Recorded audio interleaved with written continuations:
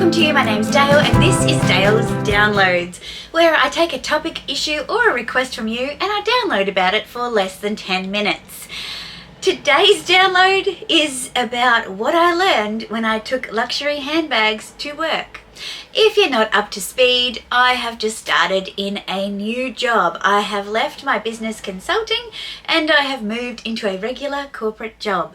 And I'm one of those people that likes to start as authentically as I hope to be during the time. And so I take luxury handbags to work because that's the kind of handbags that I carry. Why would I start a new job? Editing myself, I thought. And so day 1 was fine. Day 2 was fine. Day 3, fine-ish. And then we started to talk about, getting to know each other. What are your favourite movies, TV shows, and Sex and the City, and Just Like That came up. And would you believe it? Gary came up. Now, not Gary as in Gary, but how hilarious and ridiculous the bags and the fashion are in And Just Like That. And Gary made quite an impression on people. And I just thought this is a good way to get to know the team better. And I said, I actually have that bag. I have all the Sex and the City bags, especially the sequin baguettes. And we got to talking and it was a great conversation. We talked about fashion, we talked about these bags, we had people Googling the Gary bag on the JW Anderson website.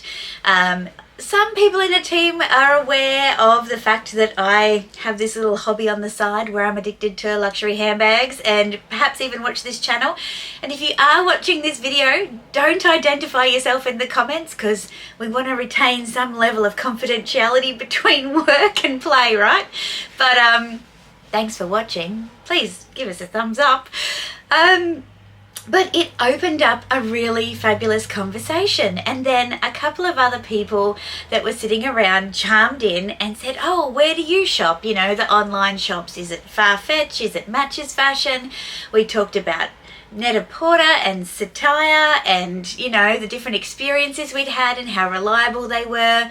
We talked about work bags. We talked about fakes. We talked about the fact that people judge you for carrying fakes, and I said, well, people judge you for carrying the authentic things. Like, you really can't kind of control what people think of you. And at the end of the day, what does it matter? And it was such a engaging conversation, and I was so grateful that we had it. And the reason that I was grateful was because, this kind of thing is going to come up. And if you gaslight people and you make them feel silly when they ask you questions about things that they kind of know about, but they just want to know what your thoughts are, like how much was that bag, or what would you expect to pay for this, and you go, oh, I don't remember, or oh, I bought it pre-loved, or I can't quite, it's not coming to me at the moment. The more mystery and the more distance you put between yourself and others, the more curious and they will be, and I guess the less trust, because you haven't kind of leveled with each other straight out. A lot of this information is readily available on the internet, so in my mind, why would I forget conveniently about these things? And so then the conversation moved toward, I was wearing my Louis Vuitton Carryall MM all week, and it was quite funny because we were talking about wear and tear and investment value and how do you sell pieces. And I said, it's funny, like this is the first time I've worn the same bag, 3 or 4 days in a row, because normally I rotate them. And so my view is that more is more, because if you rotate them more regularly, there's less wear and tear, they retain their value, it's better to sell them if you are going to sell them because they're in better condition, and those sorts of things. And then we started talking about, well, And Just Like That was going to premiere on Thursday night. I wonder what's going to be in that episode and what bag I will wear on Friday, because my husband and I went to the Moulin Rouge in Brisbane on Friday and it was an amazing show, and I can't wait to contrast it to the Parisian show when I go with Meredith in just a couple of months. Anyway, that's beside the point. And so I was wearing an outfit that was going to take me through casual kind of Friday at work and then off to dinner and a show after work. And I thought, well, based on the conversation, why don't I wear my fuchsia pink sequin baguette? And I dressed it down with a blazer and a pair of distressed jeans that didn't have holes in them, just a distressed hem, and my Fendi Colibri pumps. I'll put a picture in over here. And I just had my extra strap on. That sounded weird. So I could crossbody it whilst I was in transit. We caught the bus to work that morning with my husband. It was fantastic. Felt very Sex in the City indeed.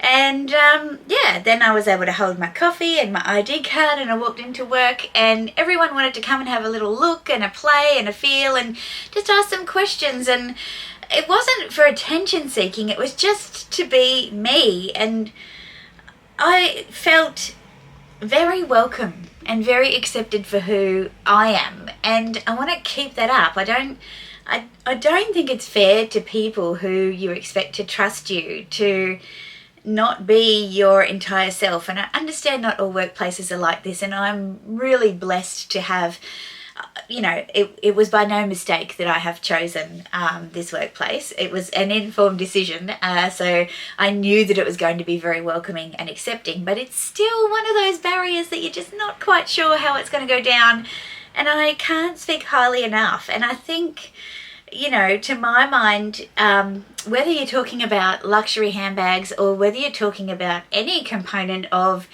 you and who you are and your personal brand, if you're starting a new role, or even if you're not, and you start to shift and change, and this is why I love Nick Snell's channel so much. If you haven't come across Nick, he's, what's his channel name now? He's changed his life, Living Life Loud with NJS.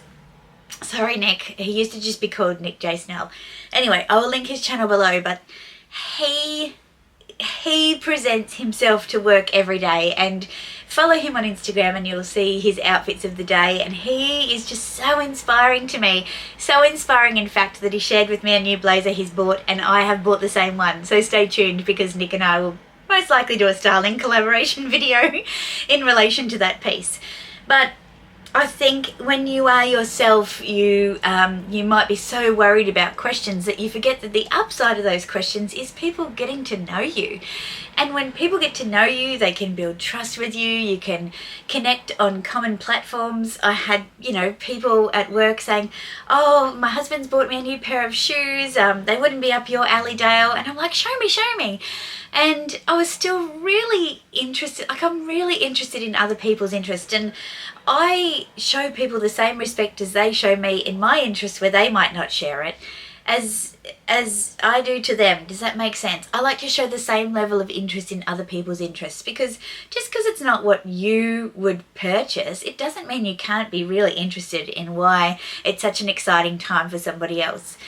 So I am very happy to report that it was a good news story, and I had a wonderful first week. I'm going to do a video on how I'm putting my kind of workwear wardrobe together for this job, and it's been super fun. I want to, as much as I love dresses, I'm looking for some nice linen pieces so that I can still play with full outfits, because while the weather's cooler, it's easy to wear 2 or 3 pieces, but when the weather warms up a bit, it's just too easy to throw a dress on because it gets too hot. And I like playing with my outfits, so I am looking to incorporate more pants and maybe skirts into my workwear wardrobe as well. Any excuse, really. But yeah, I'd love to know from you, like, what are some of the barriers that stop you from sharing your love of luxury in the workplace? And before you say money, I've come up against that one too. I actually had a question at a function the week before I started saying, oh, now you have a regular job, you will have to cut back on your luxury shopping. And I said, no, I won't. My circumstances have not changed one bit. And they were like, oh. And I'm like, well, I'm still, you know, in a relationship without dependent children and without a mortgage. Like, why would my life be changing just because I have a regular job? And I think sometimes to have a little response like that ready to go tends to put people in their place a little bit. And not to be rude, but just to say, you're making a huge assumption about my lifestyle before, and what my lifestyle will be, and those things don't correlate. There are still similarities in my life that will allow me to pursue my passion. Like, you know, in what world would I choose to give up my passion for work? I just want the two to coexist in harmony. So yeah, back to my questions to you. Look, what are your thoughts on it? What are the barriers that stop you? And for those of you who've overcome those barriers, what strategies have worked for you? How have you found that you've been able to become more and more comfortable being yourself and bringing your pieces to work if it's appropriate? I'd really love to know. Let's carry the conversation on in the comment section down below. I'm looking at the time. I've got over 10 minutes again. Maybe I can cut a little bit out. It'll be Dale's 11 minutes. Anyhow, if you've liked this video and you've got something to add, please give it a thumbs up and pop a comment down in the comment section down below. I put out long format videos on Wednesdays and Sundays, and sometimes some extras. I would love to see you back here for more. Until then, ciao.